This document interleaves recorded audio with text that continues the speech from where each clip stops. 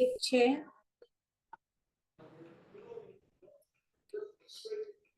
પાંચ જ્ઞાન, પાંચ પ્રકારના જ્ઞાન.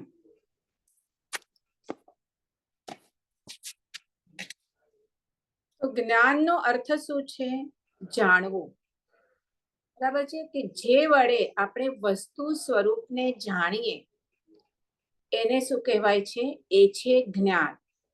આ બહુ ઇમ્પોર્ટન્ટ જ્ઞાન ટોપિક છે, કારણ કે આપણે જ્યારે 6 દ્રવ્ય શીખ્યા ત્યારે મેં કીધેલું કે દરેક દ્રવ્યનું પોતપોતાનું એક લક્ષણ હોય કે જેનાથી તમે બીજા દ્રવ્યો સાથે એનેથી ડિફરન્શિએટ કરી શકો. હવે એકચ્યુઅલી આમાં છે નહીં, પણ હું જસ્ટ રિવાઇઝ માટે હમણાં બોલી છું એટલે જસ્ટ પૂછતી જાઉં છું તમને કે 6 દ્રવ્ય કયા કયા છે? પેલા કોઈ કહેશો? 6 દ્રવ્યના નામ બોલો ને. धर्मास्तिकाएं, अधर्मास्तिकाएं, उद्गलास्तिकाएं, जीवास्तिकाएं और આકાશાસ્તિકાય, आकाशास्तिकाएं અને કાળ. બરાબર, આ 6 દ્રવ્ય છે. હવે એક એક જણ બીજા બોલશો કોઈ કે ધર્માસ્તિકાયનું લક્ષણ શું છે? મેન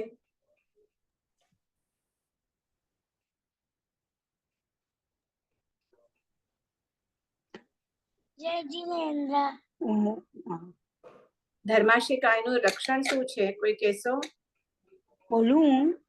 એક મિનિટ, ફાલ્ગુનીબેન તમે કહો, તમે તો પહેલા પણ બધું કર્યું છે. યાદ નથી, મને યાદ નથી, કઈ જરા કન્ફ્યુઝન છે.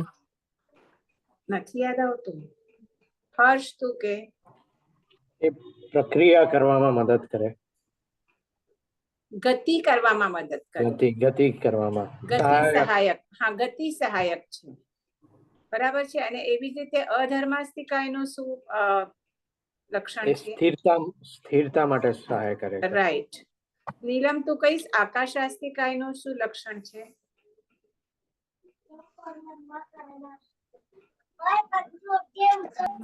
આકાશ સ્પેસ આપે, સ્પેસ આપે આપણને બધાને, જીવ અને પૂતગલને રહેવા માટે સ્પેસ આપે. એ કોણ આપે? આકાશાસ્તિકાય. બરાબર છે. પૂતગલનું શું લક્ષણ છે? બોલું? કોણ બાકી રહ્યું? સલોની છેડા, તમે કહેશો? એ અનંત દ્રવ્ય છે. આપણે, હું આ વાત કહી રહી છું સમજાવવા માટે આપણે જ્ઞાન કે how it is differentiate, we can differentiate it from the other દ્રવ્ય. જેમ કે ધર્માસ્તિકા જે ગતિ કરવામાં સહાયક છે, એ બીજા 5માં બીજા કોઈ 5 દ્રવ્ય સહાયક નથી ગતિ કરવા માટે. કેવળ અને કેવળ ધર્માસ્તિકાય જ સહાયક કરે છે. જેમ અધર્માસ્તિકાય સ્થિર રાખવામાં સહાય કરે છે. એ એમનું પોતાનું એક શું કહેવાય સ્પેશિયલ લક્ષણ છે. બધા દ્રવ્યો અરૂપી છે એક પૂતગલ છોડીને. હા, પૂતગલ રૂપી દ્રવ્ય છે. રાઈટ. તો એ શું છે? એનું પોતાનું લક્ષણ છે, રૂપી દ્રવ્ય છે. એટલે રસ, ગંધ, વર્ણ અને સ્પર્શ એમાં છે. ખ્યાલ આવ્યો? અને કાળ શું કરે કે જૂનાને નવાને જૂનું કરે. બરાબર. હવે તો એવી રીતે 6થું દ્રવ્ય છે જીવ દ્રવ્ય. તો જીવ દ્રવ્યનું શું લક્ષણ છે? એ ચૈતન્ય જ્ઞાન ગુણ છે. હા, ચૈતન્ય છે, એમાં જ્ઞાન ગુણ છે, જાણવું એ ગુણ છે. એટલે આપણે આ 5 પ્રકારના જ્ઞાન કરીએ છીએ. એટલે પેલા જ્ઞાન એટલે શું, વાય ઇટ ઇઝ ઇમ્પોર્ટન્ટ, તો એ આપણે સમજવાનું છે કે જ્ઞાન એટલે જાણવું. આપણે સાંભળી શકીએ છીએ, જોઈ શકીએ છીએ, બોલી શકીએ છીએ, બરાબર છે. બેઝિકલી જાણી શકીએ છીએ. વાય કે હમણાં આપણા દેહમાં આ આત્મા રહેલો છે. હમણાં આત્મા નીકળી જાય, જેને આપણે કહીએ કે ને એમ જ બોડી હોય, જેને આપણે ડેડ બોડી કહીએ, મૃત્યુ કહીએ, કે દેહ અને આત્મા શું થાય? સેપરેટ થઈ જાય. તો ઓલો જે આપણે હમણાં બોલીએ છીએ, જાણીએ છીએ, બધી ઇન્દ્રિય, બધું દેહ તો એમને એમ જ છે, એમાં તો કઈ ફરક નથી પડ્યો. હા, આફ્ટર સમ ટાઈમ બધું થાય, પણ જ્યારે નીકળે દેહ ત્યારે થોડા ટાઈમ માટે તો એવો જ હોય છે, પણ એ જાણી નથી શકતો. બરાબર, પાંચે ઇન્દ્રિય ત્યાંની ત્યાં તેમ જ છે. તો આ જે જાણવાનું જે કામ છે એ કોણ કરે છે? જીવ કરે છે. અને જીવના ઘણા ગુણ છે, અનંત ગુણો છે જીવમાં. એમાં સૌથી પ્રમુખ ગુણ છે આ જ્ઞાન ગુણ. કારણ આપણે કહીએ કે જડ અને આપણે કહીએ કે સજીવ અને નિર્જીવ, જેમ હમણાં જ આપણે એક્ઝામ્પલ મેં આપ્યો દાખલો કે ડેડ બોડી જે નિર્જીવ છે, ડેડ બોડી છે, અને હમણાં સજીવ છે જે આપણે છીએ, તો એ આપણે કેવી રીતે ડિફરન્શિએટ કરી શકીએ કે એ ડેડ બોડીમાં જાણવાની શક્તિ હવે રહી નથી, એ જ્ઞાન ગુણ રહ્યો નથી. તો એ શેનાથી હોય? આ જીવમાં જે લક્ષણ છે જ્ઞાન, એનાથી એ જાણવાનું કામ થઈ શકે છે. અને આપણે કોઈ પણ જીવ જોઈએ, આપણે જીવના પણ બધા પ્રકાર જોયા, યાદ છે? કોઈ કહેશે? હું થોડુંક, ભલે તમારું રિવાઇઝ પણ થતું જાય, થોડુંક 2 ટર્ન ચાલશે, વાંધો નથી. આપણે જીવ જોયું, જીવના આપણે બાયફોકેશન જોયું. તો કોણ કહેશે બાયફોકેશન? કહેશો કોઈ? કેટલા પ્રકારના જીવ છે? મેં 2-3 અલગ અલગ રીતે તમને સમજાવ્યા હતા, કોઈ પણ ચાલશે કહેશો તો. સંસારી અને સિદ્ધ જીવ. હા, બરાબર, એક સંસારી અને સિદ્ધ જીવ. હવે સિદ્ધ જીવ તો મોક્ષે ગયા, બરાબર છે, એટલે એનું તો કઈ સવાલ નથી. એના પછી હાઉ વિલ યુ ડુ બાયફોકેશન? સંસારી જીવોનું. ત્રસ અને સ્થાવર જીવ. રાઈટ. જે લોકો સાંભળો છો એ પણ તમે કહો. તો ફાલ્ગુનીબેન, હવે તમે મને કહો, ત્રસ અને સ્થાવરમાં તમે કેવી રીતે બાયફોકેશન કરશો? ત્રસ એટલે શું અને સ્થાવર એટલે શું?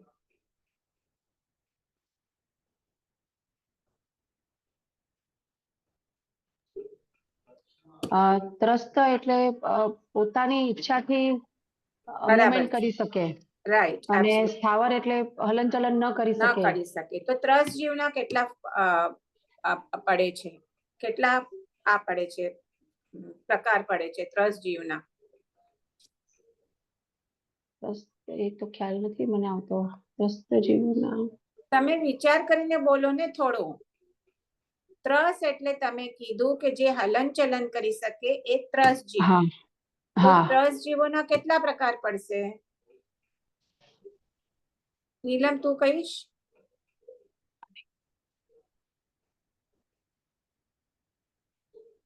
પૃથ્વીકાય એ કોના છે? પૃથ્વીકાય ને કોના ભેદ છે? સ્થાવરના છે, સ્થાવરના છે. હા, સ્થાવર. સ્થાવર એટલે શું? જે હલનચલન ના કરી હલનચલન ના કરી શકે. શકે, બરાબર છે. એ કયા જીવો હોય? અને પૃથ્વીકાય અપકાય અને એકેન્દ્રિય તેવું કઈ જીવો. નહીં, એકેન્દ્રિય જીવો. હા, જેને એક જ ઇન્દ્રિય છે એને આપણે એ સ્થાવર જીવો છે. જે એના બે પાછા ઇન્દ્રિય. સ્થાવર જીવોના કયા ભેદ છે? પૃથ્વીકાય, આપકાય, અપકાય, તેવકાય, વાવકાય, અને વનસ્પતિકાય. 5 ભેદો વનસ્પતિકાય. છે, હા, 5 ભેદ છે. હા, બરાબર છે. એકચ્યુઅલી આજે હું ભૂલી ગયા, કરવાનું હતું મને. 5 પ્રકારના જ્ઞાનનું નોટ્સનું PDF તમને પહેલા મોકલાવવાની હતી, ભૂલી ગઈ. હવે પછી મોકલાવી દઈશ, નહીં તો તમારી સામે જ રહે તો વધારે સારું. એનીવે, તો હવે આમાં બધા આવે છે એટલે હું પાછું, એટલે મેં એવી જ રીતે લઉં છું કે પહેલાનું તમારું જે આની સાથે જે કનેક્શન આવે એ પહેલા આપણે સમજી લીધું હોય, પણ તમે ભૂલી નહીં જાઓ. ભૂલી જશો તો કેવી રીતે ચાલશે? તો હવે 5 પ્રકારના સ્થાવર જીવો જોયા, એકેન્દ્રિય. તો હવે આપણે, મેં પૂછ્યું, ફાલ્ગુનીબેનને પૂછ્યું ને કે ત્રસ જીવો છે એ કયા આવશે? હવે તો કહો ફાલ્ગુનીબેન, તમને હિન્ટ પણ મળી ગઈ. બોલો. ત્રેન્દ્ર, ચોરેન્દ્ર અને પંચેન્દ્ર. રાઈટ. 2 ઇન્દ્રિય, 3 ઇન્દ્રિય, ચૌરેન્દ્રિય, ચોરેન્દ્રિય અને પંચેન્દ્રિય. આ ત્રસ જીવો થયા. તો હવે આપણી પાસે જે સ્થાવર જીવો થયા એકેન્દ્રિય, અને એમાં જ આપણે એક બીજો પણ એક પ્રકારે આપણે જે વનસ્પતિકાય જીવ હતા એમાં આપણે હજી સુધી પાછું એનું આપણે ઓલું કર્યું હતું, શું કહેવાય, બાયફોકેશન કર્યું હતું.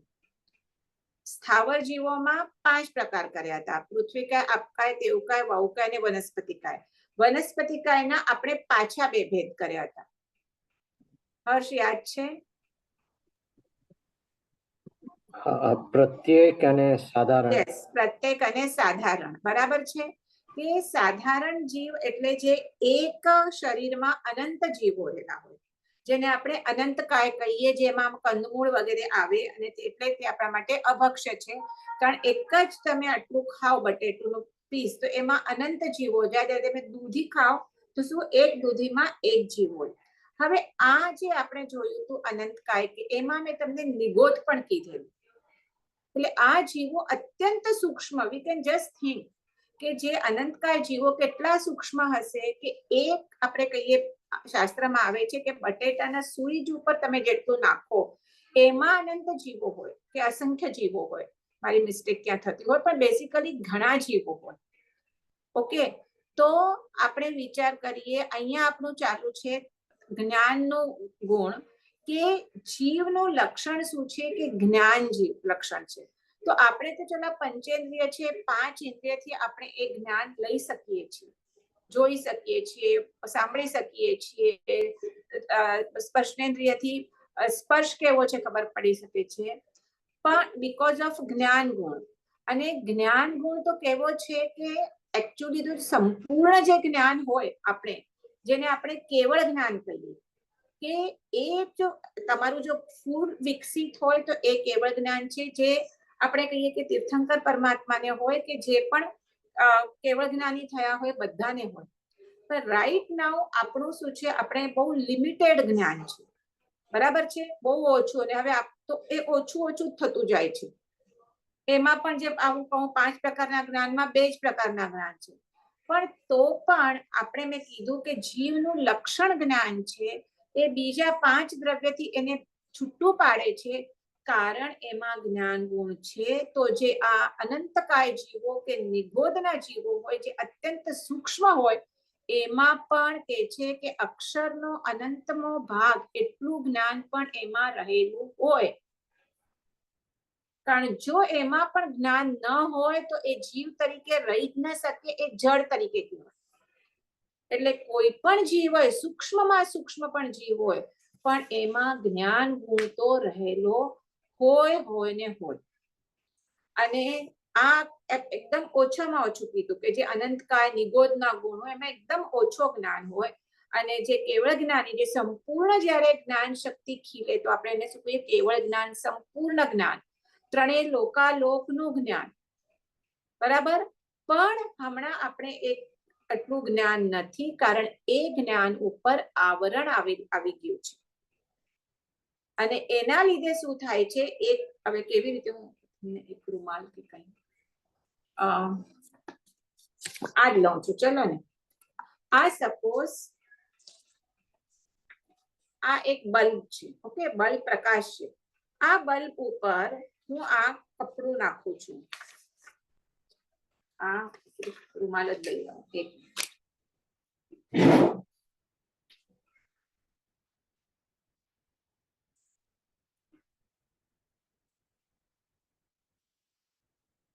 આ બલ્બ છે અને એનો સંપૂર્ણ પ્રકાશ હમણાં છે, દેટ ઇઝ કેવળ જ્ઞાન.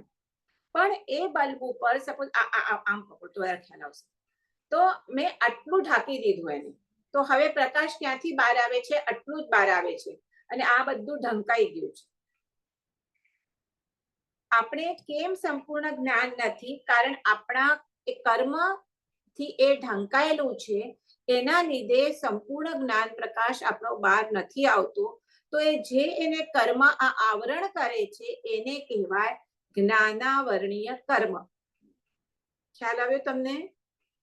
સપોઝ આ એક બલ્બ છે, અને આના કરતા પણ વધારે એકચ્યુઅલી આવરણ હોય. આપણું તો સાવ થોડુંક જ ખુલ્લું છે. સપોઝ ને આટલું આ ફૂલ બલ્બ છે, અહીંયાથી પ્રકાશ આવે છે, તો આપણું હમણાં એટલું જ ખુલ્લું છે, બાકી બધું શું છે, આવરાયેલું છે. એને કહેવાય જ્ઞાનાવરણીય કર્મ. અને જેટલું આ ખુલ્લો ભાગ હોય એટલું કહેવાય તમારું ક્ષયોપશમ. એટલે આપણે જોઈએ છીએ આપણા બધામાં પણ આપણો આ જ્ઞાનનો ક્ષયોપશમ ઓછો વધુ હોય. જેટલું તમારું કર્મ ઓછું આવરાયેલું, એટલું તમારું કર્મનો ક્ષયોપશમ વધારે. એટલે એટલું તમારું જ્ઞાન ખુલેલું વધારે. અને જ્યારે આ કમ્પ્લીટ તમારું કર્મનું આવરણ નીકળી જાય તો શું થાય? સંપૂર્ણ જ્ઞાન પ્રગટ થાય, કે જે શું કહેવાય? આપણે કેવળ જ્ઞાન કહીએ, અને જે જ્ઞાન ચેતનાનો સર્વોત્તમ વિકાસ છે. અને એ ક્યારે પ્રાપ્ત થઈ શકે? તો કેવળ મનુષ્ય ગતિમાં જ પ્રાપ્ત થઈ શકે, નોટ ઇવન દેવગતિ. દેવગતિમાં ભલે ગમે એટલા સુખ હોય, ગમે એટલી સગવડો હોય, પણ કેવળ જ્ઞાન તો દેવ પણ પ્રાપ્ત ન જ કરી શકે. ખ્યાલ આવ્યો? અને એટલા માટે જ આપણે આ જ્ઞાનનું આપણે શું કરીએ છીએ? એની આરાધના કરીએ છીએ. આ જ્ઞાન એટલું ઇમ્પોર્ટન્ટ છે. એટલે આપણે કહીએ ને સમ્યક જ્ઞાન, તો એ આપણે તમને ખ્યાલ હોય તો જ્ઞાન પાંચમ વગેરે આપણે આરાધના કરતા હોઈએ છીએ, કે એ ચલો એ આપણે પછી આવશું એના ઉપર. હમણાં આપણે આ જ્ઞાન પેલા તમે સમજી ગયા. હવે આ જ્ઞાનના 5 પ્રકાર છે, એ આપણે આજે સમજવાના છે. એમાંથી જેટલા થશે એટલા જોશું. કયા છે 5 પ્રકાર? તો મતિ જ્ઞાન, શ્રુત જ્ઞાન, અવધિ જ્ઞાન, મનઃપર્ય જ્ઞાન અને કેવળ જ્ઞાન. જેમાંથી અત્યારે ભરત ક્ષેત્રમાં 5મા આરામાં આપણે કેવળ 2 જ જ્ઞાન છે. ફોરગેટ અબાઉટ કેવળ જ્ઞાન, પણ અવધિ જ્ઞાન અને મનઃપર્ય જ્ઞાન પણ હમણાં નથી. તો કયા 2 જ્ઞાન છે? મતિ જ્ઞાન અને શ્રુત જ્ઞાન.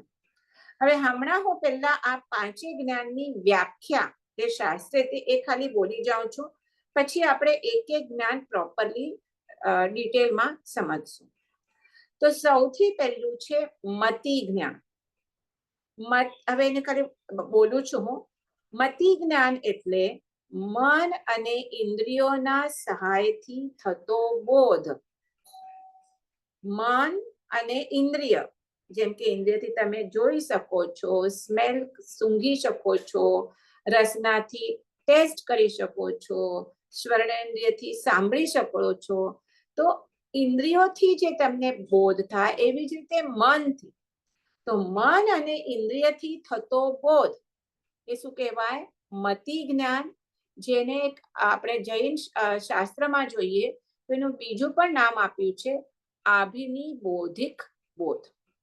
એ પણ કહેવાય આભિનિબોધિક, પણ એને જ્ઞાન કહેવાય છે. પછી બીજું છે શ્રુત જ્ઞાન. ઓકે, તો શ્રુત જ્ઞાન એટલે અહીંયા છે મન અને ઇન્દ્રિયોના સહાયથી થતો શબ્દ અને અર્થના પર્યાલોચન પૂર્વકનો થતો.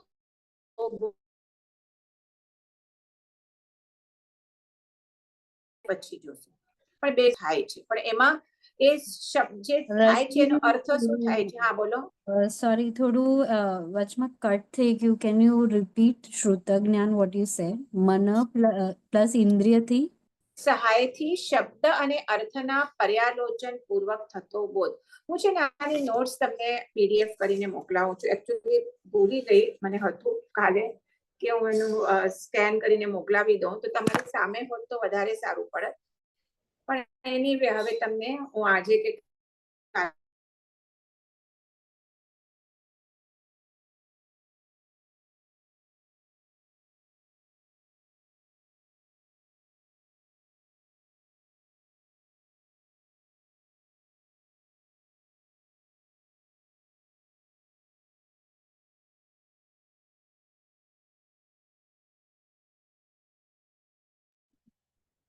સ્ટોપ થઈ ગયો છે વિડીયો.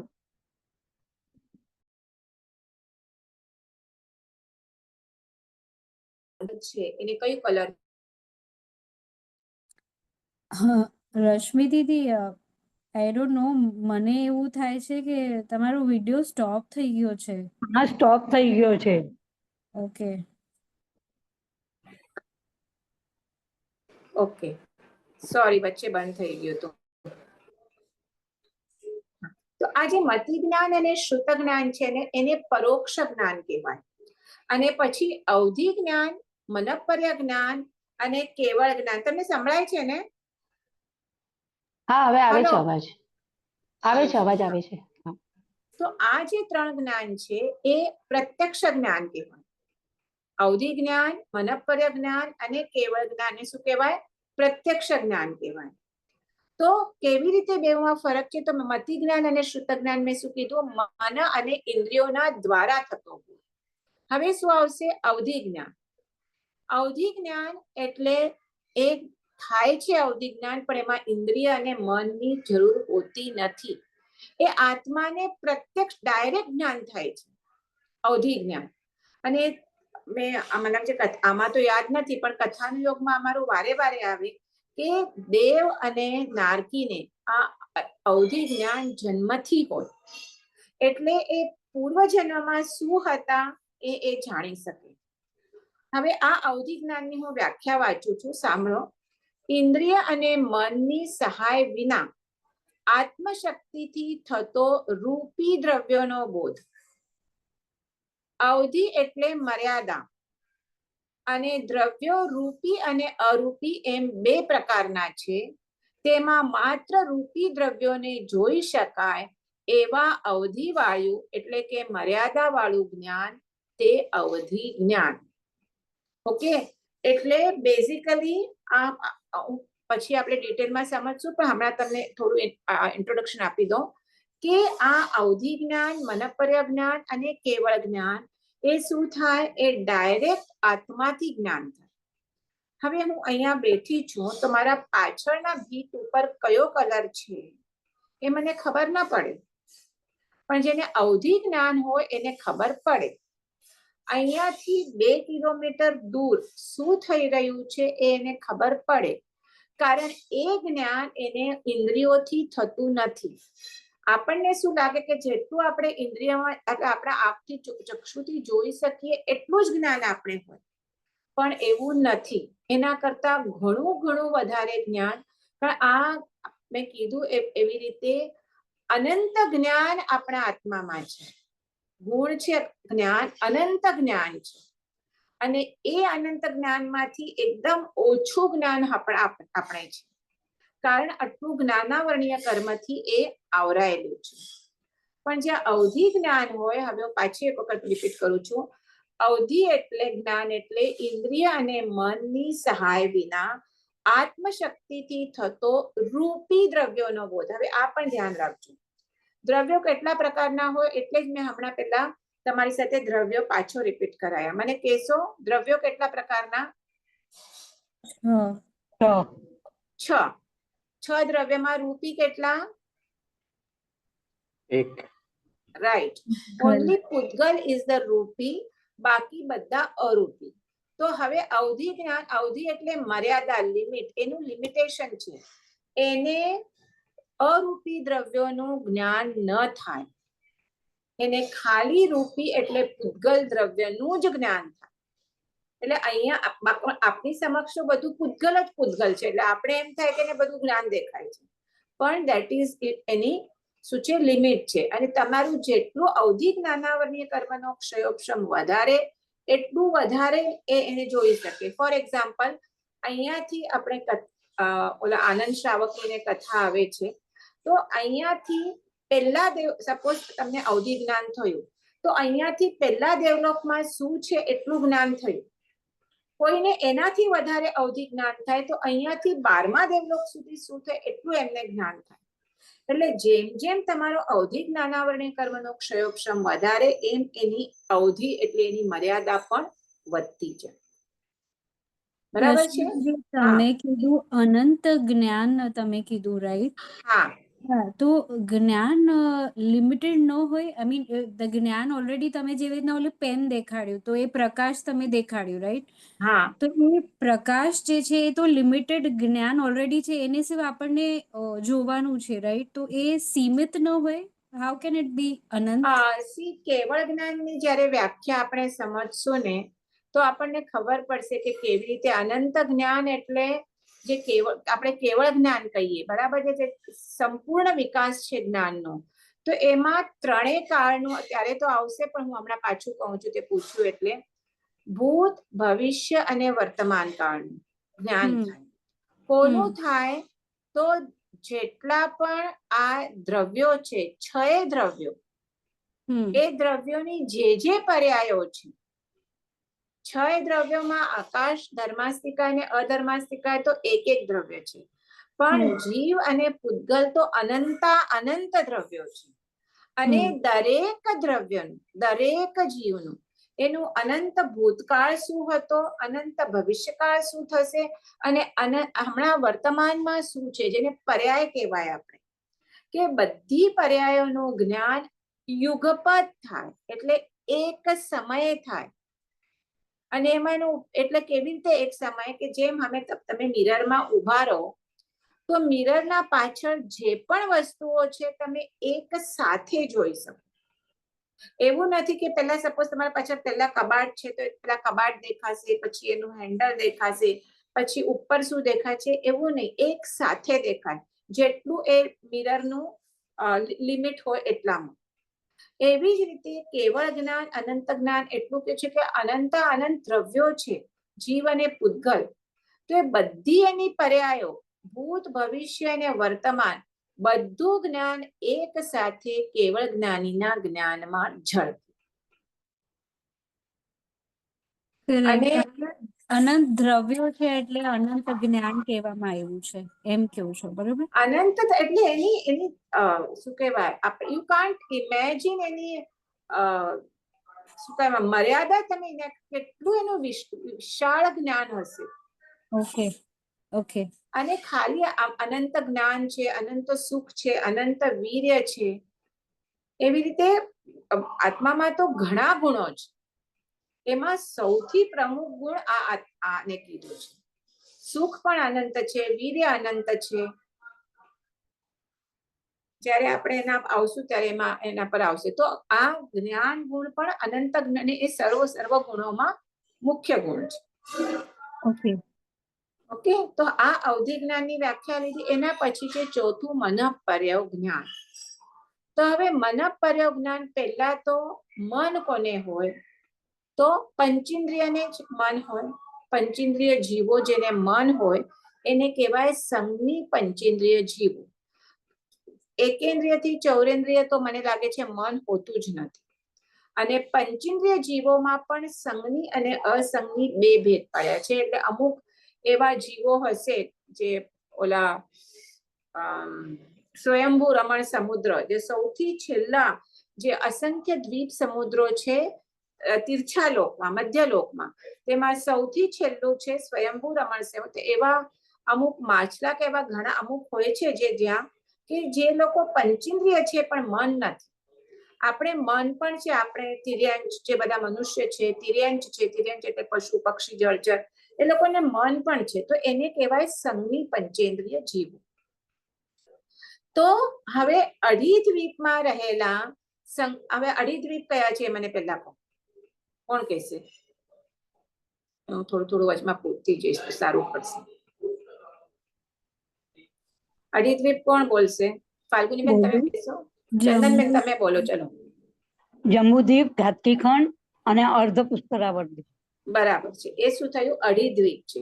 એના પછી આ શું છે? મધ્ય લોકના વચ્ચે જંબુદ્વીપ, પછી લવણ સમુદ્ર, પછી ઘાતકી ખંડ એટલે અગેન દ્વીપ, પછી પાછું કાલોદધી સમુદ્ર અને પછી પાછો દ્વીપ પુષ્કરાવર્ત દ્વીપ.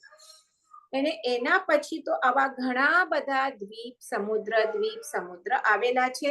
એમાં સૌથી છેલ્લો સમુદ્ર એ સ્વયંભૂ રમણ સમુદ્ર. તો અહીંયા કે છે આપણે ખબર છે કે કેવળ અઢી દ્વીપમાં એટલે જંબુદ્વીપ, ઘાતકી ખંડ અને અર્ધુ પુષ્કરાવર્ત દ્વીપ, કારણ પછી વચમાં એમના માનુષોત્તર પર્વત આવેલો છે. તો એટલામાં જ શું છે? આ સંજ્ઞી પંચેન્દ્રિય જીવો રહે છે. બરાબર છે. તો એ જે સ્પેશિયલી મનુષ્ય, તિર્યંશ તો બધામાં છે, હા સોરી, પણ આમાં જે સંજ્ઞી પંચેન્દ્રિય જીવો છે આ અઢી દ્વીપમાં, તો એ જીવોના મનના વિચારોનું, અર્થાત એમાં જે સપોઝ મને મનઃપર્ય જ્ઞાન થયું હોય તો સામે જે મારી સામે સંજ્ઞી પંચેન્દ્રિય જીવ હોય, પછી ભલે એ તિર્યંશ હોય કે મનુષ્ય હોય, એના મનમાં શું ચાલી રહ્યું છે એ તમે જાણી શકો. તો એને કહેવાય મનઃપર્ય જ્ઞાન. ખ્યાલ આવ્યો? વધારે આપણે ડિટેલ પછી કરશું. અને છેલ્લું છે કેવળ જ્ઞાન, એટલે કે સર્વ દ્રવ્યોનું, ત્રણેય કાળનું, એના સર્વ પર્યાયનું જ્ઞાન, જે મેં હમણાં જ કીધું so I am not repeating it again. આપણે પછી પાછું વધારે ડિટેલમાં છેલ્લે કરશું. તો આવી રીતે આ 5 જ્ઞાનની આપણે વ્યાખ્યા જોઈ. એમાં મતિ જ્ઞાન અને શ્રુત જ્ઞાન પરોક્ષ જ્ઞાન કહેવાય, કારણ કે એ જે બોધ છે એ મન અને ઇન્દ્રિયોના માધ્યમથી જ થાય છે. હમણાં સપોઝ તમારી આંખ અને ઇન્દ્રિય કામ કરતી ન હોય તો તમે જોઈ જ ન શકો. તમને જોવાનું જ્ઞાન થાય જ નહીં, કારણ આપણું જ્ઞાન ડિપેન્ડન્ટ છે આપણા ઇન્દ્રિયો ઉપર. આપણું એટલું જ લિમિટેશન છે. એટલે મતિ જ્ઞાન અને શ્રુત જ્ઞાન શું છે? ઇન્દ્રિયથી થાય, આત્માને જ, જડને ના થાય, આ દેહને નથી થતું, થાય છે આત્મામાં જ, પણ એના થ્રુ થાય છે, ઇન્દ્રિયોના માધ્યમથી થાય છે. એટલે એને કહેવાય પરોક્ષ જ્ઞાન. જ્યારે બોલો. તો રશ્મિ દીદી, તમે જો કીધું કે આ મન અને ઇન્દ્રિય હોવા જોઈએ, રાઈટ? સો દેટ મીન્સ મન ને ઇન્દ્રિય ઇઝ નોટ ઇન ધ શરીર, બટ ઇટ ઇઝ એ આત્મા સાથેનું છે. મને એ સમજાવશો? આગળ આવશે, એક મિનિટ, Okay, એક કેવી રીતે બોધ થાય છે આવશે. ઓકે, હમણાં તો આપણને આ ઇન્દ્રિય આપણા શરીરમાં જ છે. ચક્ષુ ઇન્દ્રિય છે, રસનેન્દ્રિય છે, સ્પર્શનેન્દ્રિય, એ શરીર છે, બરાબર છે? એ શરીરથી ભિન્ન નથી. અને જ્યાં સુધી એમાં આત્મા છે તો એ ઇન્દ્રિય વડે તમને આત્માને બોધ થાય છે. હમણાં મેં કીધું એટલે ઇન્દ્રિય હોય નહીં તો તમને કેવી રીતે તમે જોઈ શકો? શ્રવણેન્દ્રિય ન હોય તમારી પાસે તો તમે કેવી રીતે સાંભળી શકો? એટલે તમને એ દેહમાં જ છે, પણ એ ઇન્દ્રિયો વડે આત્માને બોધ થાય છે. એટલે એને પરોક્ષ જ્ઞાન કહેવાય. જ્યારે પ્રત્યક્ષ જ્ઞાન એટલે તમને ડાયરેક્ટ આત્માથી જ્ઞાન થાય. આ અવધિ જ્ઞાન, મનઃપર્ય જ્ઞાન, કેવળ જ્ઞાન, એમાં ઇન્દ્રિયોની જરૂર હોતી નથી. એટલે એને શું કહેવાય? પ્રત્યક્ષ જ્ઞાન કહેવાય. બરાબર. હવે આપણે આ પહેલું જે મતિ જ્ઞાન છે એ આપણે જરા ડિટેલમાં જોઈએ. તો મતિ જ્ઞાન એટલે શું? એમાં જ્ઞાન થાય છે, પણ શબ્દ કે અર્થનું જ્ઞાન નથી થતું. ખાલી જ્ઞાન થાય છે કે અહીંયા કંઈક છે. અને શેનાથી થાય છે? 5 ઇન્દ્રિયો દ્વારા થાય છે. એ કેવી રીતે જ્ઞાન થાય છે એના પણ 5 ભેદ છે, જે આપણે એક પછી એક જોશું. પણ આપણા 5 ઇન્દ્રિય છે: ત્વચા, રસના, નાક, આંખ અને કાન. અને એનાથી શું થાય? આપણે આ 5 ઇન્દ્રિયો દ્વારા સ્પર્શ, રસ, ગંધ, વર્ણ અને શબ્દ, આ 5 વિષયોનું મતિ જ્ઞાન થાય છે. તો હવે કેવી રીતે થાય છે એ હવે હમણાં બોલું. કે જ્યારે આપણે સ્પર્શ આદિ વિશેનું મતિ જ્ઞાન થાય તો સૌથી પ્રથમ શું થાય? સપોઝ હવે આ વસ્તુ છે, એની સાથે મેં સ્પર્શ કર્યો, તો આ સ્પર્શનેન્દ્રિય સાથે જે મારું થયું, તો આની સાથે મારા જ્ઞાન તંતુ જોડાયેલા છે આ શરીર સાથે. એ જ્ઞાન તંતુઓ મનને ખબર આપે કે ભાઈ આ સોફ્ટ છે, ખરબચડું છે, લીસું છે. એ કોને ખબર આપે? મનને ખબર આપે. એની સાથે જોડાયેલા જ્ઞાન તંતુ, અને એ મન આત્માને ખબર આપે. નીલમ, સમજાયું? અને એટલે આત્માને એ વિષયનું મતિ જ્ઞાન થાય છે કે ભાઈ હા, આ જે વસ્તુ છે કેવી છે? સોફ્ટ છે કે ખરબચડી છે કે કેવી છે? એટલે ઇન્દ્રિયો, જ્યારે ઇન્દ્રિયોને સાથે એ વસ્તુનો કોન્ટેક્ટમાં આવે છે ત્યારે એને એ ઇન્દ્રિયો સાથે જે જ્ઞાન તંતુઓ જોડાયેલા હોય એ મનને ખબર આપે, અને મન આત્માને ખબર આપે. તમે જે જ્ઞાન તંતુઓ કહો છો એ કોઈ જીવ નથી ને? તંતુઓ મીન્સ વોટ? જ્ઞાન તંતુઓ મીન્સ આપની નર્વ્સ કહીએ કે શું કહીએ? હર્ષ, વોટ કેન વી સે? હા, એ બ્રેન ના જે તમે કહો છો, રિસેપ્ટર્સ. હા, ઓકે, ફાઇન. એક મિનિટ. પહેલી વાત, બધું જ આપણું એ હમણાં આપણી ઇન્દ્રિયો બધું છે, ભલે દેહનું શરીર છે એમાં નથી, પણ હમણાં આત્મા છે ને આપણા શરીરમાં. જીવ છે એટલે ઇન્દ્રિય કામ તો કરે છે ને. એવી જ રીતે જે જ્ઞાન તંતુઓ એ પણ કામ કરે છે. because of that જીવ. ઓકે. ઓકે, તો આ આવી રીતે થાય છે. તો હવે એ કેવી રીતે થાય છે? તો આ મતિ જ્ઞાનના ભેદ આપેલા છે: અવગ્રહ, ઈહા, અપાય અને ધારણા. ઓકે, તો સૌથી પહેલું છે અવગ્રહ. તો જ્યારે ઇન્દ્રિય સાથે કોઈ આનો સંબંધ થાય, કોઈ પણ વસ્તુનો સંબંધ થાય, તો ત્યારે અહીંયા કાંઈક છે એટલો અવ્યક્ત બોધ થાય. અવ્યક્ત એટલે તમે વ્યક્ત નથી કરી શકતા, પણ કાંઈક બોધ થાય તમને. સપોઝ તમે અંધારા રૂમમાં પણ આવો તો પણ તમને એકદમ ક્લિયર બધું ન દેખાય, પણ અહીંયા કાંઈક છે એટલું તમને બોધ થાય, જે તમે વ્યક્ત ન કરી શકો. એને કહેવાય અવગ્રહ. એના પણ બે ભેદ છે, વ્યંજનાગ્રહ અને અર્થાવગ્રહ, પણ બહુ ડિટેલમાં આપણે નથી જતા. પછી ઈહા, એ જ્યારે એને બોધ થાય કે અહીંયા કાંઈક છે, તો મનમાં વિચાર થાય કે એ વસ્તુ શું હશે, જે મને આ દેખાય કે સંભળાય કે શું થશે. તો એના માટે જે વિચારણા થાય એને કહેવાય ઈહા. The whole પ્રક્રિયા goes very fast. અહીંયા આપણે હું એને બ્રેક કરીને સમજાવું છું. તો પહેલા આપણે જોયું અવગ્રહ, કે જ્યારે ઇન્દ્રિય સાથે સંબંધ થાય ત્યારે કાંઈક છે એવો બોધ થાય, અવ્યક્ત બોધ થાય, તમે વ્યક્ત નથી કરી શકતા. અને એના પછી ઈહા, એટલે કાંઈક એવો બોધ થયા પછી એ શું છે એની વિચારણા થાય. પછી એના પછી આવે અપાય. અપાય એટલે આ વસ્તુ અમુક છે એ વિચારણા કર્યા પછી કે ના, આવી વસ્તુ છે ને એટલે આ અમુક વસ્તુ છે એવું મનમાં એક નક્કી થાય, જે નિર્ણય થાય એને કહેવાય અપાય. અને એ નિર્ણય થયા બધી વાત એ આપણા આમાં ટકી રહે કે હા આ વસ્તુ આ જ છે, તો એને શું કહેવાય? ધારણા. ધારણા એટલે ધારણ કર્યા મનમાં.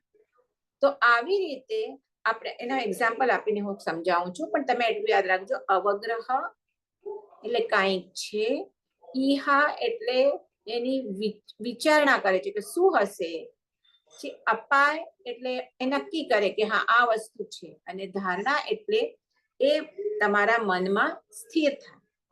હવે એક્ઝામ્પલ આપીને જોઈએ કે તમે રસ્તામાં જાઓ છો અને આપણે કે નીચે જોઈને તો ચાલતા ના હોય સાધુ મહારાજોની જેમ, આપણે તો સીધા ઉપર જઈને સાઈડમાં આપણું ધ્યાન હોય.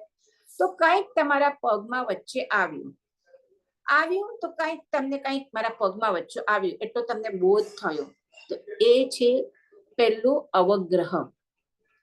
પછી જે બોધ થયું પછી એ સપોઝ અંધારો છે અને તમારા પગમાં એક દોરડું આવ્યું, ને સપોઝ જંગલ છે, બરાબર છે, તો તમારા મનમાં વિચારણા થશે કે પગમાં શું આવ્યું, સાપ તો નથી ને, કે દોરડું છે.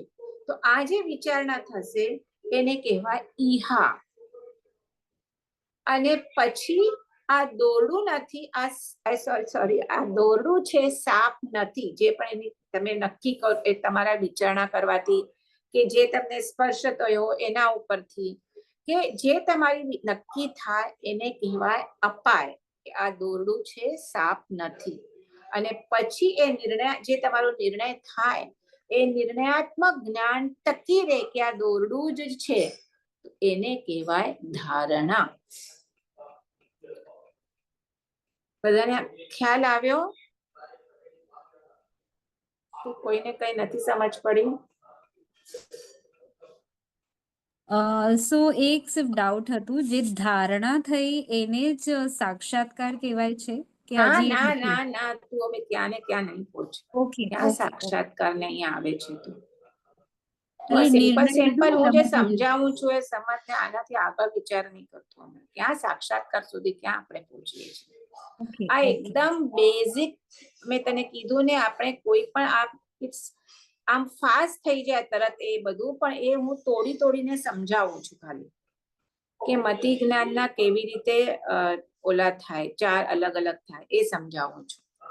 ઓકે, તો હવે આ તમે સમજ્યા કેવી રીતે થાય એના અવગ્રહ, ઈહા, ધારણા, અપાય અને ધારણા. હવે પાછા મતિ જ્ઞાનના બે ભેદ છે. આ તો એનો સ્ટેપ બાય સ્ટેપ સમજાવ્યું. એક છે શ્રુત નિશ્ચિત અને બીજું છે અશ્રુત નિશ્ચિત. એટલે શ્રુત નિશ્ચિત શ્રુત નિશ્રિત, અહીંયા જરાક રોંગ લખેલું છે, હું કરતી વખતે કરી આપીશ પછી. શ્રુત નિશ્રિત મતિ જ્ઞાન એટલે શ્રુત જ્ઞાનથી જે સંસ્કારિત થયું હોય એવું જે મતિ જ્ઞાન છે એને કહેવાય શ્રુત નિશ્રિત મતિ જ્ઞાન. તો આપણે ક્વેશ્ચન આવે કે શ્રુત એટલે શું? શ્રુત એટલે કોઈ આગમ ગ્રંથ છે, કોઈ ઉપદેશ આપણે સાંભળેલો છે, કે કંઈ આપણે વાંચવામાં આવ્યું છે અને આપણને જે જ્ઞાન થાય છે, આપણને જે જાણવામાં આવે છે એને કહેવાય શ્રુત જ્ઞાન. અને આ શ્રુતથી સંસ્કારિત થયેલું જે જ્ઞાન હોય એને કહેવાય શ્રુત નિશ્રિત મતિ જ્ઞાન. અને એક્ઝામ્પલ આપો એટલે ખ્યાલ આવશે કે અહીંયા સામે એક કોર્નરમાં ઘડો પડ્યો છે, તો હું એક ઘરમાં કોઈ જે પણ છે સર્વન્ટ છે, બાળક, એને કહું કે જા ઓલું જઈને ઘડો લઈ આવ. તો એને ઘડો લાવવાનું કહ્યું એટલે શું કરવાનું એ મતિ જ્ઞાન તો થયું એને, પણ સાથે આ વસ્તુને જ ઘડો એટલે આને જ ઘડો કહેવાય, આને લાવવાનું છે. એટલે આને જે ઘડો કહેવાય એ કેવી રીતે ખબર પડી? આપણે નાનપણથી સાંભળીએ છીએ કે ભાઈ આ વસ્તુને ઘડો કહેવાય. તો એ છે શ્રુત જ્ઞાન. એટલે આને શું કહેવાય? આ મતિ જ્ઞાન છે, પણ કેવું છે? શ્રુત નિશ્રિત મતિ જ્ઞાન એને કહેવાય. ખ્યાલ આવ્યો? કારણ આપણને શ્રુત કોઈ સાંભળવાથી કે કોઈ વાંચવાથી ખબર પડે છે કે આ વસ્તુને આ ફલાણું કહેવાય. એટલે હમણાં શ્રુત આવશે, જ્ઞાન આવશે ત્યારે અર્થ શબ્દ અને અર્થથી સંસ્કારિત થયેલું આવશે. એ પછી હું કહું છું, પણ તમને થોડુંક આનું ખ્યાલ હમણાં આવવું જોઈએ કે મતિ જ્ઞાન તો સિમ્પલ કે આ અહીંયા છે એને લાવવાનું છે, પણ આને જ ઘડો કહેવાય ને એને લાવવાનું છે. એ જે જ્ઞાન થયું દેટ ઇઝ શ્રુત મિશ્રિત કે શ્રુત નિશ્રિત મતિ જ્ઞાન. અને એના પછી જે બીજું છે એ છે અશ્રુત નિશ્રિત મતિ જ્ઞાન. એટલે એ કેવી રીતે થશે કે એ એટલે પૂર્વે ક્યારે પણ જાણ્યું નથી. આમાં તો આપણે પેલા સાંભળ્યું છે કે આમાં આવી વસ્તુ છે, ગોળ છે, એને ઘડો કહેવાય, પણ આ પૂર્વે ક્યારે સાંભળ્યું નથી. છતાં વિશિષ્ટ પ્રકારના મતિ જ્ઞાનના ક્ષયોક્ષમથી જે જ્ઞાન ઉત્પન્ન થાય એને કહેવાય અશ્રુત નિશ્ચિત મતિ જ્ઞાન. અહીંયા કોઈ સાંભળ્યું કે એવું કઈ કોઈએ તમને સમજાવ્યું નથી, કોઈ ક્યાં વાંચ્યું નથી, પણ કેવી રીતે થાય? તો એ જે મતિ જ્ઞાન છે એને કહેવાય અશ્રુત નિશ્ચિત મતિ જ્ઞાન. અને જેના આપણે ચાર ભેદ છે. જેમ કે હું સીધી રીતે તમને સમજાવું તો આપણે જે અભય કુમારની બુદ્ધિ, બિરબલની બુદ્ધિ, આપણે કહીએ ને કે કંઈ પણ હોય તો એનો ઉકેલ એ લોકો આમ ચપટી વત્તા કરી આપે.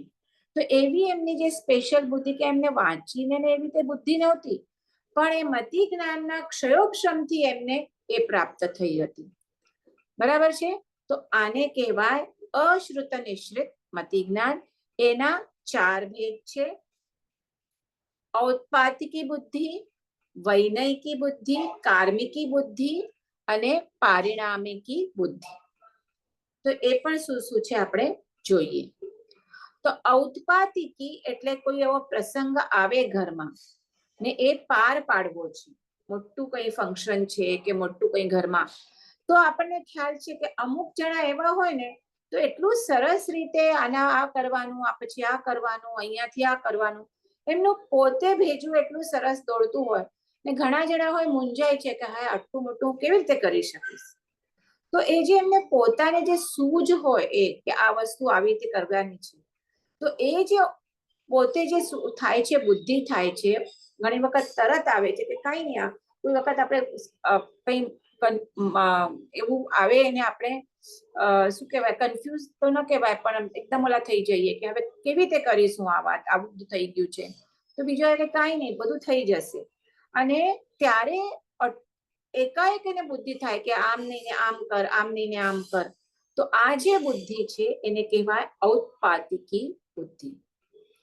પછી બીજું છે વૈનયિકી બુદ્ધિ, એટલે ગુરુ આદિના સેવાથી થતી બુદ્ધિ. એટલે આપણે ઘણી વખત એવા દાખલા સાંભળીએ છીએ કે ગુરુની બહુ સેવા કરો, એટલો વિનય કરો કે એનાથી તમને આ બુદ્ધિ પ્રાપ્ત થાય. એનાથી તમે કોઈનું કંઈ કહી, જે પણ, હમણાં કોઈનું નામ નથી લેતી, પણ મેં એવું સાંભળ્યું છે, એક મહારાજ સાહેબ છે કે એમણે એટલું બધું ગુરુનો વિનય કર્યો છે કે એમને એવું બધું પ્રાપ્ત થયું છે. બાકી એ પોતે જ કે છે કે મને કે શાસ્ત્ર જ્ઞાનથી કે એ થયેલું નથી. તો એને કહેવાય વૈનયિકી બુદ્ધિ. પછી કાર્મિકી બુદ્ધિ, કે સતત અભ્યાસ કરવાથી પ્રાપ્ત થતી. અહીંયા અભ્યાસ એટલે ભણવાનો અભ્યાસ નહીં, અભ્યાસ એટલે અહીંયા પ્રેક્ટિસ. ફોર એક્ઝામ્પલ, આપણે રોટલી કરવી હોય, આપણે કિચનમાં જઈએ તો આપણે ફટ એક બાજુ રોટલી વણતા જઈએ અને બીજી બાજુ પકાવતા જઈએ. હવે આપણા ઘરમાં 10-15 વર્ષની કોઈ છોકરી છે અને એને કહીએ હવે ચાલ બાબા તું રોટલી કરવા શીખો, હવે તને પણ શીખવું પડશે. તો એ રોટલી વણશે અને તમે રોટલી વણશો, તેમાં કેટલો ફરક હશે. તમે ઇઝીલી એ રોટલી વણી શકશો, એક બાજુ વાત કરતા હો કે સાંભળતા હો, બરાબર, સરસ મજાની ગોળ થશે અને ઓલીને કેવી થશે, ઇન્ડિયાનો નકશો થશે. તો આ જે તમારું જે થયું આ સરસ રોટલી, હવે અહીંયા તમે કોઈ પણ લઈ શકો. સપોઝ ટેલરિંગ વાળા હોય, સપોઝ ટેલર હોય તો કેટલો સરસ રીતે એનું કામ કરતો હોય, જે પણ તમે સુતાર હોય એનું, તો એ લોકોને જે એ બુદ્ધિ પ્રાપ્ત થાય છે બીકોઝ ઓફ ઇટ્સ અભ્યાસ, પ્રેક્ટિસ. તો એને કહેવાય કાર્મિકી બુદ્ધિ. અને છેલ્લી છે પારિણામિકી બુદ્ધિ, એટલે કે સમય જતા જે બુદ્ધિ પ્રાપ્ત થાય. જેમ કે આપણે કહીએ આપણા ઘરમાં કોઈ કાર્ય હોય તો આપણે શું કહીએ, વડીલોની સહાય લઈએ. ને ઘણી વખત કઈ કહેવાય તો વડીલો પણ આપણે શું કહે કે મેં આટલી દિવાળી જોઈ છે, હા, કે હું કહું છું એ બરાબર જ છે. તો એ દિવાળી જોઈ છે એટલે શું, કે જે સમય આટલા પાસ થયો એનાથી એ પરિપક્વ થાય છે જેમની બુદ્ધિ, તો એને કહેવાય પારિણામિકી બુદ્ધિ.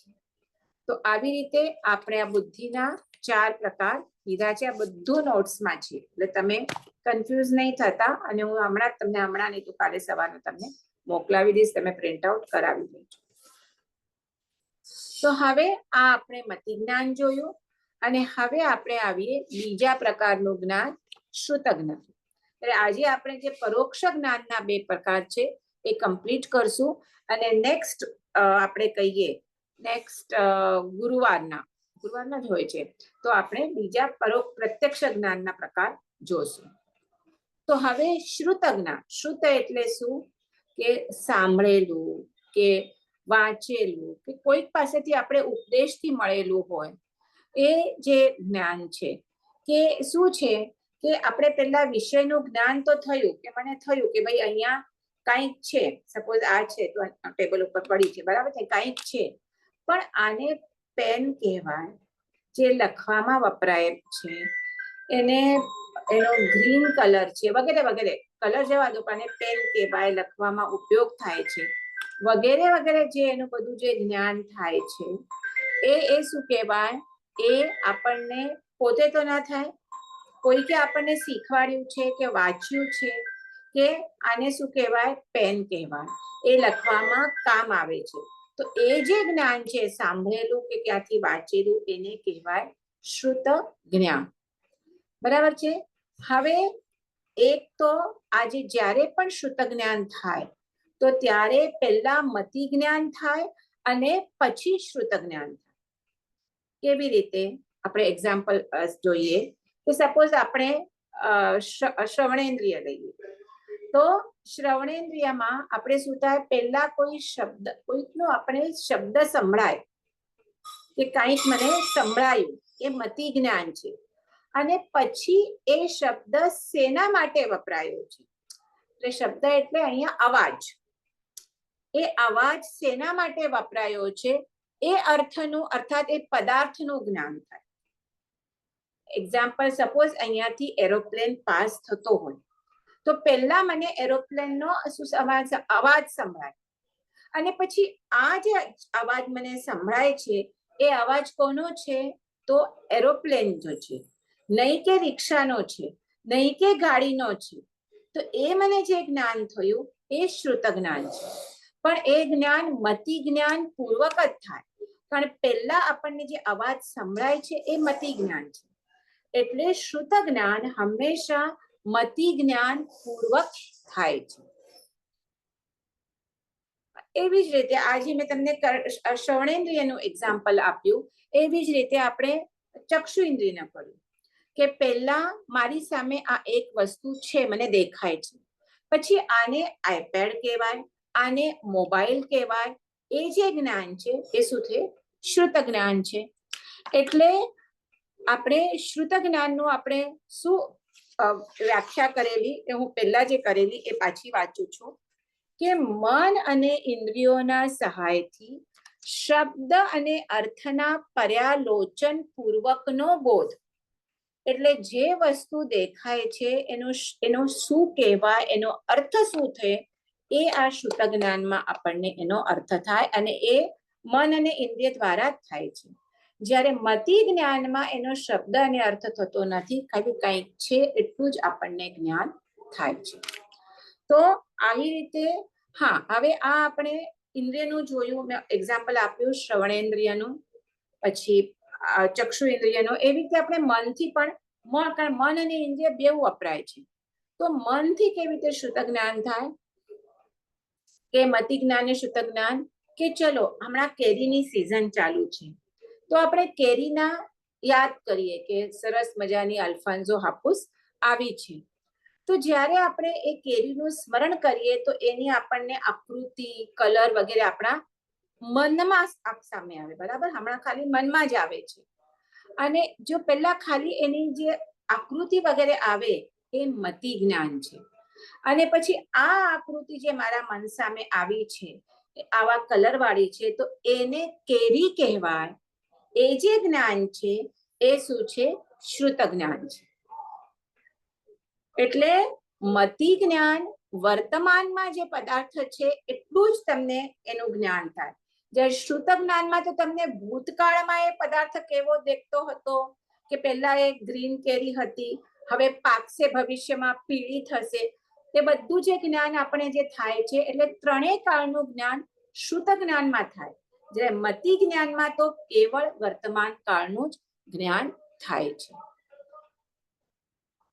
અને આ હવે મને કન્ફ્યુઝ થઈ જાઉં છું. હા, જે કથાનો યોગમાં આવે છે, હમણાં મેં ભદ્રબાહુ સ્વામીની કથા કહી, તો આ શ્રુત જ્ઞાન એટલું બધું તમારું જ્યારે એનું શ્રુત જ્ઞાનાવરણીય કર્મનો એટલો ક્ષયોક્ષમ હોય કે એનાથી તમે શ્રુત કેવળી પણ કહેવાય. એને શ્રુત કેવળી, કે જ્યારે એ જમાના, એ કાળમાં જેટલું શ્રુત જ્ઞાન અવેલેબલ હોય, એ બધું જ્ઞાન હોય, એને કહેવાય શ્રુત કેવળ. એટલે કેવળ જ્ઞાન તો આપણે કહીએ ત્રણેય લોકનું, ત્રણેય કાળનું, પણ શ્રુત જ્ઞાનમાં પણ એટલી તાકાત છે. આપણું તો શ્રુત જ્ઞાન ઇઝ નથિંગ. મેં કીધું ને, આમ એક બિંદુ જેટલું છે. આપણે જે થાય છે, મને આટલું જ્ઞાન છે, હું આટલું ભણેલી છું, ઇટ્સ નથિંગ. પણ એકચ્યુઅલી જે શ્રુત જ્ઞાન, જે 14 પૂર્વનું જ્ઞાન કહેવાય, 12 આગમ, જે હમણાં છેલ્લું દૃષ્ટિવાદ ને 14 પૂર્વ તો હમણાં છે જ નહીં, એનો વિચ્છેદ થઈ ગયો છે. પણ એટલું વિશાળ વાસ્ટ જ્ઞાન હતું એ, કે જે છેલ્લા આપણે કહીએ આ શ્રુત કેવળી ભદ્રબાહુ સ્વામી થઈ ગયા. હમણાં જ મેં સ્ટોરી કીધી એટલે હું પછી મારું મિક્સ થઈ જાય છે. તો આ શ્રુત જ્ઞાનથી એને પણ, એટલે ભલે છદ્મસ્તપણામાં છે, કેવળ જ્ઞાન નથી, પણ એનું શ્રુતનું જ એટલું બધું જ્ઞાન હોય છે. તો અને હવે આ શ્રુત જ્ઞાનના ભેદ છે, 14 ભેદ છે. આપણે જોઈએ, ઈઝી છે, કઈ બહુ ડિફિકલ્ટ નથી. પણ મેન 2 ભેદ છે. એક છે અંગ પ્રવિષ્ટ અને બીજું છે અંગ બાહ્ય. અંગ પ્રવિષ્ટ અને બીજું છે અંગ બાહ્ય. તો અહીંયા અંગ એટલે શું? તો જ્યારે તીર્થંકર પરમાત્મા કેવળ જ્ઞાન પ્રાપ્ત કરે તો એ શું કરે? દેશના આપે. અને જે દેશના એમના જે મુખ્ય શિષ્ય, જેને શું કહેવાય? કોઈ કહેશે? તીર્થંકર પરમાત્માના મુખ્ય ગણધર. શિષ્યોને શું કહેવાય? ગણધર. રાઈટ, ગણધર ભગવંત.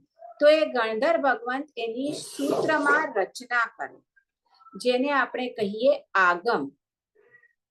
જ્યારે તીર્થંકર પરમાત્મા દેશના આપે ત્યારે એક તો મેઇન એક છે કે ધુએવા, ઉપનેયવા, ધુએવા અને ઉપનેયવા, વિઘ્નેયવા અને ધુએયવા આ ત્રિપદીની પ્રભુ દેશના આપે છે. એ દેશનામાંથી એમના ગણધર ભગવંતનો જ્ઞાનનો એટલો ક્ષયોક્ષમ હોય કે એમાંથી વાસ્ટ એ આ આગમોની રચના કરી છે. અને એ આગમ 12 આગમ છે, એમાંથી છેલ્લું આગમ દ્રષ્ટિવાદ, જેમાં 14 પૂર્વ એટલે બધું જ જ્ઞાન છે, એ હમણાં અવેલેબલ નથી. તો એનીવે આ જે જ્ઞાન જે છે, જે તીર્થંકર પરમાત્માના મુખેથી ઉપદેશેલું અને ગણધર ભગવાન દ્વારા જેની રચના કરી છે, એ જ્ઞાનને કહેવાય અંગ પ્રવિષ્ટ શ્રુત જ્ઞાન. શું કહેવાય ને? અંગ પ્રવિષ્ટ શ્રુત જ્ઞાન. અને હવે ત્યારે એક તો આટલું વાસ્ટ જ્ઞાન એની એ રચના કરે, પછી એ પોતાના શિષ્યોને તો શીખવાડે જ નહીં, તો એ જ્ઞાન હમણાં સુધી આપણે પહોંચે જ નહીં. તો એ પોતાના શિષ્યોને શીખવાડે. એ શિષ્યો પાછા પોતે ગુરુ થાય ત્યારે એમના શિષ્યોને શીખવાડે. તો આ જે જ્ઞાન હતું એ ગુરુ મુખેથી, ગુરુ શિષ્ય પરંપરાથી ચાલુ આવતું હતું, કારણ ત્યારે લેખનને કાંઈ હતું નહીં. ખ્યાલ આવે છે? પણ ત્યારના જમાનામાં એટલું એમનું ક્ષયોક્ષમ હતું કે એ ગુરુ આપે અને શિષ્ય એ ધારણ કરી શકે. બરાબર? પણ જેમ જેમ કાળ આગળ થતો ગયો, મહાવીર સ્વામી ચતુર્થ કાળના એકદમ અંતમાં થયા. એક બહુ ઓછા વર્ષ હતા બાકી, અને કાળધર્મ પામ્યા. પછી તો 5મો કાળ ચાલુ થયો, અને 5મો કાળમાં તો શું થાય, હવે બધું ઉતરતું જ છે. આ ઉત્સર્પિણી કાળ છે, ઉત્સર્પિણી કાળ તો છે નહીં, બધું ઉતરતું છે. તો જે એમની પણ ગ્રહણ શક્તિ હતી કોના શિષ્યોની, એ પણ શું થઈ, ઓછી થતી ગઈ. જ્ઞાનનો ક્ષયોક્ષમ ઓછો થતો ગયો, એટલે એ આટલું વાસ્ટ જ્ઞાન એ ગ્રહણ કરવાની શક્તિ ઓછી થતી ગઈ. એટલે જે એમના ગુરુ ભગવંત, એમણે પણ જોયું કે હવે જેમ જેમ કાળ પાસ થાય છે એમ એમ આ બધું જ્ઞાન શિષ્યોને પચવાનું નોટ પોસિબલ. એટલે એમને એ જે મેન હતું અંગ પ્રવિષ્ટ, એના ઉપરથી જ એમણે એનો ઈઝી ફોર્મ્સ આપણે કહીએ તો એ એમણે એની રચના કરી, જે ગીતાર્થ ગુરુ ભગવંતો હતા એમણે. તો એને કહેવાય, એટલે એ એમની શ્રુતના વિશિષ્ટ બોધવાળા હતા, ભદ્રબાહુ સ્વામી સુધી પંચમ પદ્ધર હતા. તો એમણે એને જે પોતાના શિષ્યો સમજી શકે એવી જે પછી રચના કરી છે, એને કહેવાય અંગ બાહ્ય શ્રુત જ્ઞાન. એટલે અંગ પ્રવિષ્ટમાં કેવળ 12 આગમ જ આવે. કયા કયા છે એક વખત નામ બોલું છું, પછી આપણું જ્યારે એ વિષય આવશે ત્યારે આપણે એના પર લઈશું. પણ જે સાંભળી લો, આચારાંગ સૂત્ર સૌથી પહેલું સૂત્ર અંગ છે, જેને આપણે આગમ કહીએ. પછી સૂત્રકૃતાંગ સૂત્ર, સ્થાનાંગ સૂત્ર, સમવાયાંગ સૂત્ર, વ્યાખ્યા પ્રજ્ઞપ્તિ, જ્ઞાતા ધર્મકથા, ઉપાસક દશાંગ, અંતકૃત દશા, અણુત્તરોવાઈ, પ્રશ્ન વ્યાકરણ, વિપાક સૂત્ર, અને છેલ્લું છે દ્રષ્ટિવાદ સૂત્ર, જે હમણાં જેમાં 14 પૂર્વ છે એ વિચ્છેદ થઈ ગયું છે. હવે આ થયા 12 કે 11 અંગ. આપણે હમણાં 11 જ પકડી, કારણ 12મું છે. એના ઉપરથી પછી ગુરુ ભગવંતોએ શું કર્યું, જે ખાસ શ્રુતના એના ઉપર એમણે ઉપાંગ રચ્યા, છેદ સૂત્રો રચાયા, મૂળ સૂત્રો રચાયા, એના ઉપર પછી નિરુક્તિઓ રચાઈ, એટલે ઘણી બધી ટીકાઓ રચાઈ. એ બધું જે આગળ જેટલું પણ આપણે જે પણ હમણાં તમારી પાસે જે બીજું જ્ઞાન છે, શાસ્ત્ર જ્ઞાન, આ 11 અંગ છોડીને એ બધું શ્રુત બાહ્ય, બાહ્ય જ નહીં, નહીં સોરી, અંગ બાહ્ય શ્રુત, બાહ્ય ક્યાં સોરી, ઈચ્છામી દુક્કડમ, અંગ બાહ્ય શ્રુત જ્ઞાન કહેવાય, કારણ એ અંગથી બાહ્ય છે. અંગ એટલે મેન આગમ, અને એને કહેવાય અંગ પ્રવિષ્ટ શ્રુત જ્ઞાન. તો તમે બરાબર આ સમજ્યા, અંગ પ્રવિષ્ટ શ્રુત જ્ઞાન અને અંગ બાહ્ય શ્રુત જ્ઞાન. આપણો ટાઈમ તો થઈ ગયો છે, પણ બીજા જે 14 ભેદ છે એ 5 મિનિટમાં હું લઈ લઉં છું. ચલો 5 મિનિટમાં. તો હવે કર્મ ગ્રંથમાં 14 ભેદો છે, આપણે કરી જ રહ્યા છીએ. તો કર્મ ગ્રંથના જે ભેદો છે એ પણ હું એક વખત સમજાવી દઉં છું. બરાબર છે. હવે એના 7 ભેદો છે અને એનાથી એક્ઝેક્ટ અપોઝિટ બીજા 7 ભેદો, એટલે 7 અને 7 ટોટલ 14 ભેદો આપેલા છે. એ બહુ ડિફિકલ્ટ નથી, સમજાવું છું. પહેલું છે અક્ષર શ્રુત અને એનો અપોઝિટ અનક્ષર શ્રુત. અક્ષર શ્રુત અને અનક્ષર શ્રુત. તો હવે અક્ષરમાં આપણે લિપિ હોય ને, ક ખ ગ ગ ઘ, પછી એના પહેલા અ આ ઉ વગેરે, તો એને શું કહેવાય? અ થી સ્વર, અનુસ્વાર, વિસર્ગ વગેરે જે બધું આવે ને, એને એક તો એક વ્યંજન કહેવાય અને બીજું કહેવાય સ્વર કહેવાય. તો એ ટોટલ 52 છે. અહીંયા લખ્યું છે, મને પણ બહુ ખબર નથી.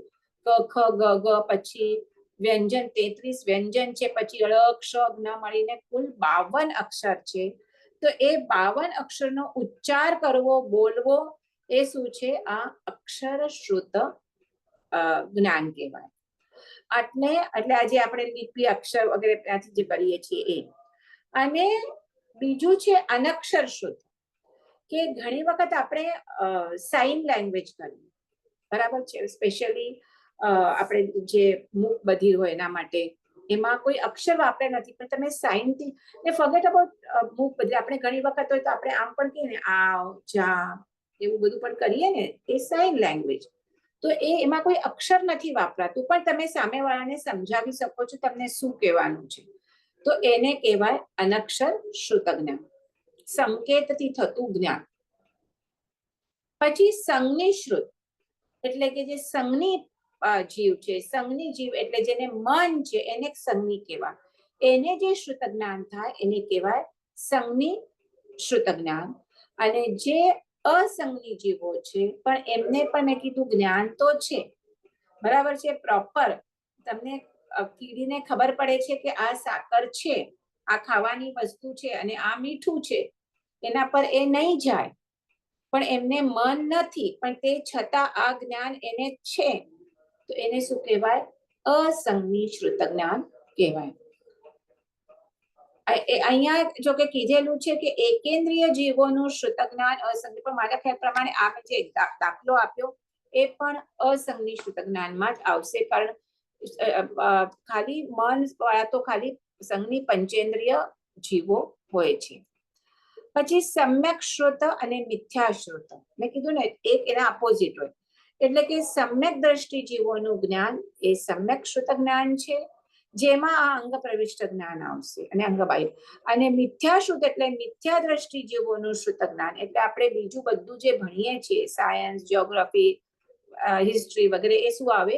મિથ્યા શ્રુત જ્ઞાન. અને જે અંગ પ્રવિષ્ટ અને અંગ બાહ્ય આપણે જોયું એ શું છે? સમ્યક શ્રુત જ્ઞાન, કે જેમાં આપણને મોક્ષ માર્ગનું આત્મકલ્યાણ કરવાની વિધિમાં આપણે મળે છે, એ શું છે? સમ્યક શ્રુત જ્ઞાન છે. અને જે આ લૌકિક જ્ઞાન બધું છે એ બધું શું છે? ભૌતિક એવા, એ છે મિથ્યા શ્રુત જ્ઞાન. પછી સાદી શ્રુત અને અનાદિ શ્રુત. સાદી એટલે કે જે શ્રુતનો પ્રારંભ થાય ત્યારે એને સાદી, તો કે પ્રારંભ કેવી રીતે? જ્ઞાન તો અનંત, તો કે ના, કે જે સમ્યક જ્ઞાન કહેવાય. જ્યારે સમ્યક દર્શન આપણને ઉત્પન્ન થાય, આ વિશે મારું રહી ગયું છે લેવાનું, તો જે તમારું જ્ઞાન હોય એ ત્યારે સમ્યક જ્ઞાન કહેવાય. જ્યારે તમને સમ્યક દર્શન ઉત્પન્ન થાય ત્યારે, પ્રાપ્ત થાય ત્યારે, તમારું એ જ જ્ઞાન સમ્યક જ્ઞાન કહેવાય. પણ જ્યાં સુધી તમને સમ્યક દર્શન પ્રાપ્ત નથી થયું ત્યાં સુધી ભલે ને તમને કેટલું પણ જ્ઞાન હોય બધા આગમોનું, પણ એ સમ્યક જ્ઞાન નથી. એ શું છે? એ મિથ્યા જ્ઞાન હોય છે ત્યાં સુધી. પણ એટલે એને સાદી કીધું છે કે એની હવે સમ્યક દર્શન થતા એ જ્ઞાન સમ્યક થયું, એટલે એની શરૂઆત થઈ. અને અનાદિ શ્રુત એટલે જે શ્રુતનો પ્રારંભ જ ન હોય, અનાદિથી એ ચાલ્યું આવતો હોય, અનાદિ શ્રુત. એવી જ રીતે અંતનું સપર્યવસિત શ્રુત અને અપર્યવસિત, જે શ્રુતનો અંત હોય એ શાંત અથવા સપર્યવસિત, અને જે શ્રુતનો અંત ન હોય એ અપર્યવસિત અથવા તો અનંત શ્રુત. ગમિક શ્રુત અને અગમિક શ્રુત. જે શાસ્ત્રોમાં વારંવાર સરખે સરખા પાઠ આવતા હોય, આ એક્ઝામ્પલ આપ્યું છે દ્રષ્ટિવાદ. હવે આપણે તો દ્રષ્ટિવાદ ખબર નથી કે સરખે સરખા પાઠ રિપીટ થયા હોય એને ગમિક શ્રુત કહેવાય. અને અગમિક શ્રુત એટલે જેમાં સરખે સરખા પાઠ ન હોય, અલગ અલગ હોય બધા, જે આચાંગ વગેરે એનું એક્ઝામ્પલ આપ્યું છે અગમિક શ્રુત. પછી અંગ પ્રવિષ્ટ અને અંગ બાહ્ય, જે આપણે ઓલરેડી જોયા. તો આવી રીતે કર્મગ્રંથમાં આ શ્રુત જ્ઞાનના 14 ભેદો આપેલા છે. અથવા આપણે આ બધું આટલું ઠીક છે ને યાદ રાખવું હોય તો મેઇન તો અંગ બાહ્ય અને અંગ પ્રવિષ્ટ એટલું યાદ રાખજો. આ તો હતું એમાં એટલે હું તમને કહી દઉં. એની જીનાજ્ઞા વિરુદ્ધ કંઈ બોલાયું હોય તો મિચ્છામિ દુક્કડમ. અને નેક્સ્ટ ગુરુવારના આપણે હવે મળશું. હું આ તમને કરી દઉં છું એનું, તો તમે પછી એની પ્રિન્ટ આઉટ કરાવીને લેજો તો તમને સારું પડશે. ઓકે, ચલો. જય જિનેન્દ્ર. જય જીનેન્દ્ર, થેન્ક યુ. જય જિનેન્દ્ર. જય જિનેન્દ્ર.